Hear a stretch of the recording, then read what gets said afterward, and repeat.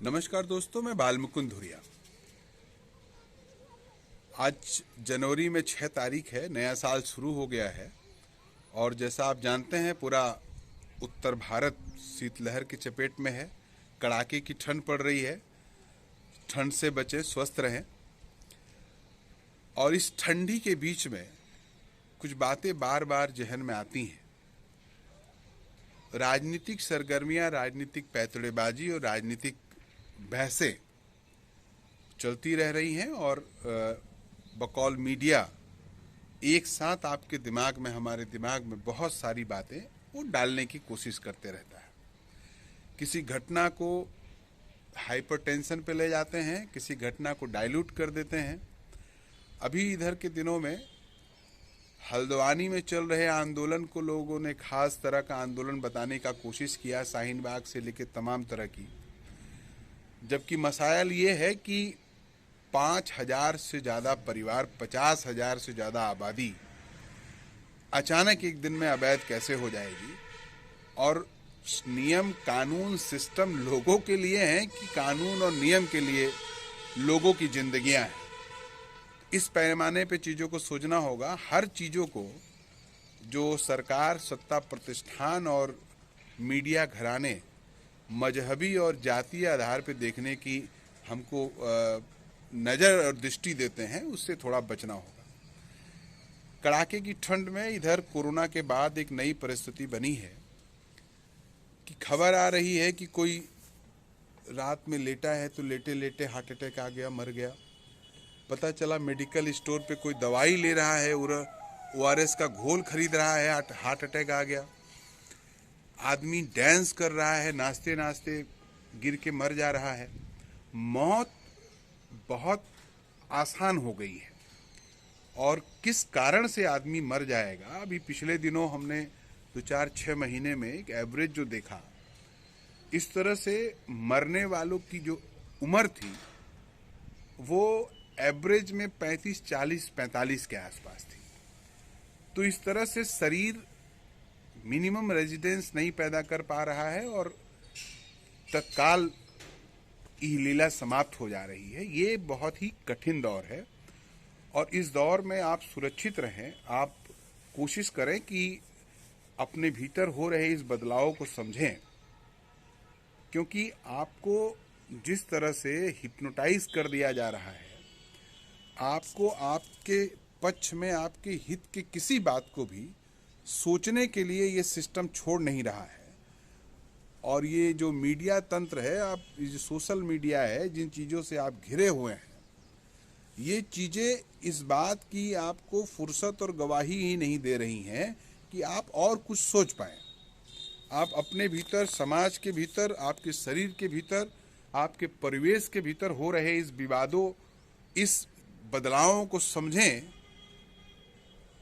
इसके इतर ये ले जा रही है कि कंगना रनावत ने क्या कह दिया तो यहाँ क्या हो गया, तो वहाँ क्या हो गया, तो पठान पिक्चर में ये गाना गड़बड़ हो गया है तो इसको नहीं चेंज करेंगे तो हम पिक्चर नहीं चलने देंगे।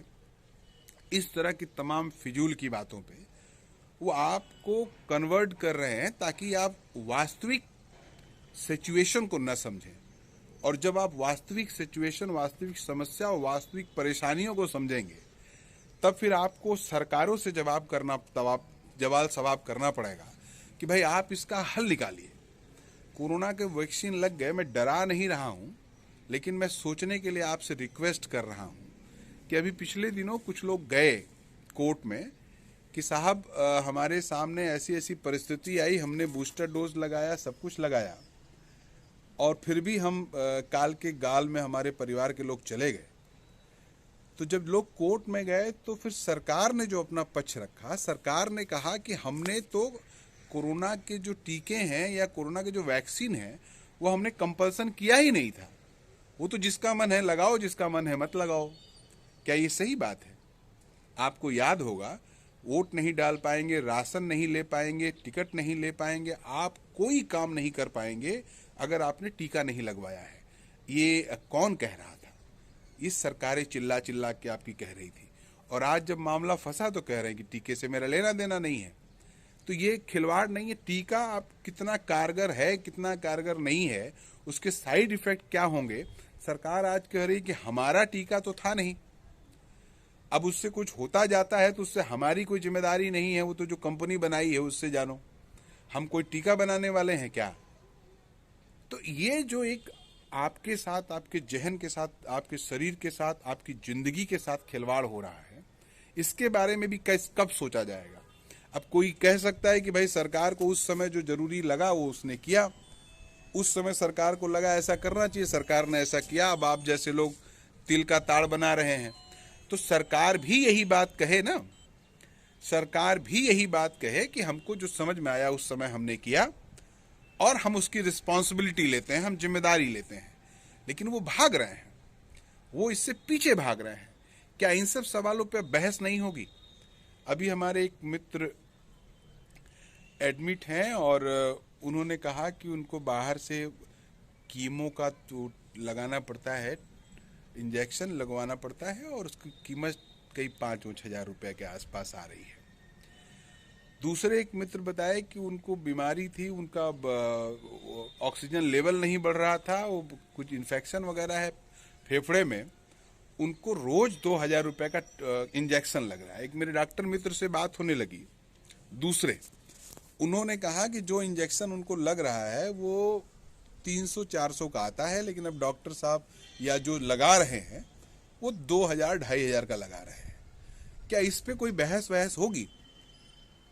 कैंसर से लेके बड़ी तमाम बीमारियों के इलाज इतने महंगे हैं, मानव जीवन से भी महत्वपूर्ण कोई चीज इस दुनिया में है। और अगर सरकारें मानव जीवन की सुरक्षा रक्षा नहीं करेंगी तो फिर करेंगी क्या। नाली खड़ंजा खाली बनवाएंगी, ओवरब्रिज बनवाएंगी खाली। मनुष्य न सुरक्षित रहे, आपकी हमारी जान सुरक्षित न रहे, तो फिर बाकी चीजों का क्या लेना देना है। इस सब पे सोचेंगे। जब दीपिका के बिकनी और गेरुआ रंग पे आपका दिमाग हट जाए तब इस सब पे जरा सोचिएगा। तब सोचिएगा कि जरूरी मसाइल ये हैं, ये नहीं है कि कौन कहाँ नाच रहा है, कौन क्या गा रहा है, कौन पिक्चर चले कौन पिक्चर ना चले, या जो मीडिया घराने यूक्रेन और रसिया का युद्ध रोज रोज बम पटकवा रहे हैं, दिखवा रहे हैं, वो तो है समस्या। लेकिन हमारे लिए जो बेसिक जेन्युइन समस्या है उस पर आज बहस होनी चाहिए। इस कड़ाके की ठंड में अपने आप को सुरक्षित रखते हुए इन बातों पे सोचिएगा जरूर। भविष्य आपका हमारा दांव पे लगा है। ये तो राजयोग में चल रहे हैं, सरकार चला रहे हैं और स्वर्गी का आनंद ले रहे हैं। इसकी कीमत आप हम चुका रहे हैं। तो कुछ हमको आपको भी सोचना होगा। ध्यान दीजिएगा। नमस्कार।